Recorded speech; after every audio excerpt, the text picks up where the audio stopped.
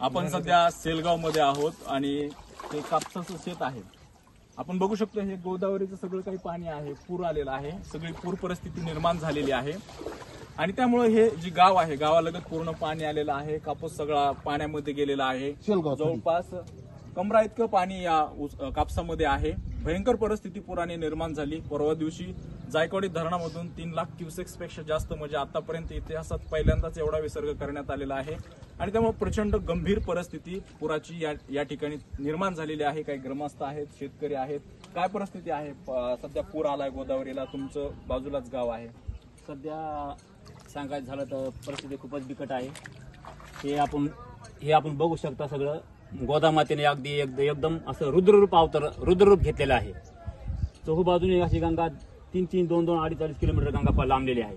त्यामुळे शेतीचं नुकसान, प्रचंड असं नुकसान झालेलं आहे. तर हे शेती अशी नंतर पूर्व ओसरून गेल्या शेती कोणा शेती अशी ओळखू येणार नाही की बाबा माझे शेत कुठं आहे, कुठं होतं शेत म्हणून असं ओळखू येणार नाही. हे इथं इकडे बघू शकता. जवळजवळ 6-7 फूट कापूस उंच वाढलेला होता. हा कापूस पूर्ण झाकलेला आहे. पाठीमागं बघू शकतो, पाठीमागं पूर्ण झाकलेला आहे कापूस. पश्चिमेकडे बी झाकलेला आहे. हे सध्या हे आपण ह्या कापसात उभे, कापसा सुद्धा इकडे पाठीमागं पूर्ण 5-6 फूट कापूस पूर्ण पाण्यात झाकलेला, पाण्यात गेलेला आहे कापूस. अशी भयानक परिस्थिती निर्माण झाली ह्या पुराची. कापूस, सोयाबीन. काय गावात पाणी शिरलंय? घरामध्ये पाणी आहे का? काय परिस्थिती तुमच्या? घरामध्ये पाणी शिरलंय. पलीकडून गावात पाणी, गावाला पूर्ण येडा आलेला आहे. गावाला फक्त एकच बाजूचा रस्ता रिकामा आहे गावाच्या बाहेर जायला. गावाच्या कडेने घरांनी पाणी सुटलं, घरांनी पाणी शिरलंय. काही लोकांच्या थोडं पाणी शिरलंय. घरांनी लोकांनी काही लोकांनी पसारा बांधला, काही लोक स्थलांतर झाले. लोकांच्या शासनाची व्यवस्था नाही जेवणाची जरा त्यांना. काय परिस्थिती गावाची, शेतीची सध्या? आज परिस्थिती अशी आहे की आसमानी संकट तर आलेलं आहे, परंतु सैतानी संकट ह्यासाठी म्हणावं लागतं की 4 दिवस झालं प्रश्नाला सांगून सुद्धा 4 दिवस झालं लाईट नाही. नाग इचुकाडा सगळे कडे घरामध्ये शिरायला लागलेत आणि त्याच्यामुळे कडे सर्व जनतेला या त्रास झालेला आहे या पुरामुळे.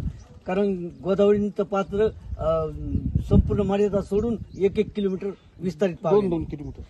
बाबा, कितवा पूर आहे तुमच्या आयुष्यामधला, वयामधला? किती वय आहे तुमचं? 85. कितवा पूर आहे आता हे सध्या आलेला? 7 होऊन गेले, हे 8वा पूर आहे. नेहमी असंच नुकसान होत आहे? असं नुकसान होतं. एवढं पाणी कधी या अगोदरच्या पुरात आलतं का? आलतं 2006 ला. त्याच्या अगोदर 1990ला खूप आलेला.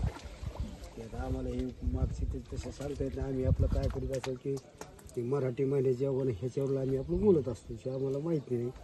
पण ही आज गंभीर परिस्थिती आजची. 8वा पूर आहे हा. हा, हे माझ्या करण्यात हे 7वा-8वा पूर आहे. आणि आता हे आजची जी परिस्थिती आहे ती खूपच बिकट आहे. आता या ठिकाणी आपण पाण्यात उभे आहेत. इकडं हे अलीकडे थोडं पाण्यात आपण उभे आहेत, पण इकडं पश्चिमेकडे जर बघितलं तर चांगलं 7-8 फूट पाणी येते. जे वरतं ते दिसतंय ते इकडं सुद्धा हे असं सगळे शेती भावतालच्या तिकडं वड्यानी वरी सगळ्या पूर्ण शिवार नाल्या वड्यानी पाणी, गंगेचं पाणी येऊन पूर्ण मध्ये शिरलं. वरी पण वरच्या सुद्धा शेतांनी. सरकारकडे काय मागणी आहे? सरकारकडे आम्हाला वाटतं की सरकारने 50,000 रुपये हेक्टरने मदत करावी, कर्ज माफ करावं, काही बाकीच्या सुविधा, विमे फिमे काय असं काही द्यावं. ते कामचं तर आता कशानेच काय होत नाही, पूर्णच बुडालेलं होतं. बरं, स्थलांतराचा विषय तुमच्या गावचा? स्थलांतराचा तो व्हायलाच पाहिजे. तर एकंदरीत ही सेलगावची गंभीर परिस्थिती आहे. सगळं काही पाण्याखाली पीक गेलेलं आहे. गोदावरीने पूर्ण गावाला वेढा घातलेला आहे आणि अशी गंभीर परिस्थिती या ठिकाणची झाली आहे. मात्र प्रशासनाने तात्काळ मदत देणं गरजेचं आहे आणि पुनर्वसनाचा देखील प्रश्न मार्गी लावणं गरजेचं आहे. त्याचबरोबर या ठिकाणी जे स्थलांतरित नागरिक आहेत त्यांचा देखील प्रश्न या ठिकाणी मिटला पाहिजे, त्यांना देखील सोयी सुविधा मिळाल्या पाहिजेत अशी मागणी ग्रामस्थांकडून केली जाते. एक प्रश्न राहिला साहेब.